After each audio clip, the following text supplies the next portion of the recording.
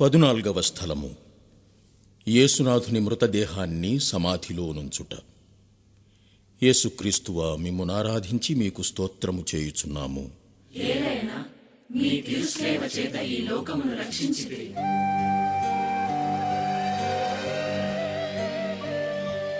పిలాతుని అనుమతి మేరకు అరిమతయి నివాసియగు యోసేపు యేసుప్రభు దేహాన్ని దించాడు. ఆయన ఇంచుమించు 150 సేర్ల పరిమళ ద్రవ్యాన్ని, అత్తరును తీసుకుని వచ్చాడు. వారంతా యేసుప్రభువు దివ్య దేహాన్ని యూదుల భూస్థాపన సంప్రదాయానుసారం పరిమళ ద్రవ్యాలు పూసి నారవస్త్రాలతో చుట్టారు. యేసు సిలువ వేయబడిన స్థలమునకు అతి దగ్గరలో ఒక తోట ఉంది. వారు యేసును ఆ తోటలోని సమాధి అందే ఉంచారు.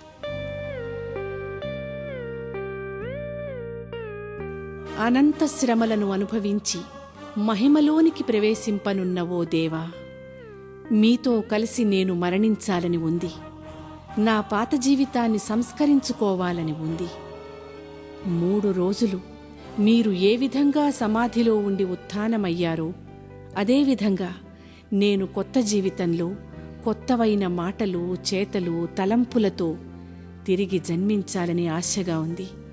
కానీ ప్రభూ, నా పాత జీవితాన్ని సమాధిలో ఉంచడం నా స్వంతగా చేయదగిన పనేం కాదు. నీ సహాయం, నీ బలం కావాలి. అప్పుడే నేను తప్పక కొత్త జీవితంలో ప్రవేశించగలను.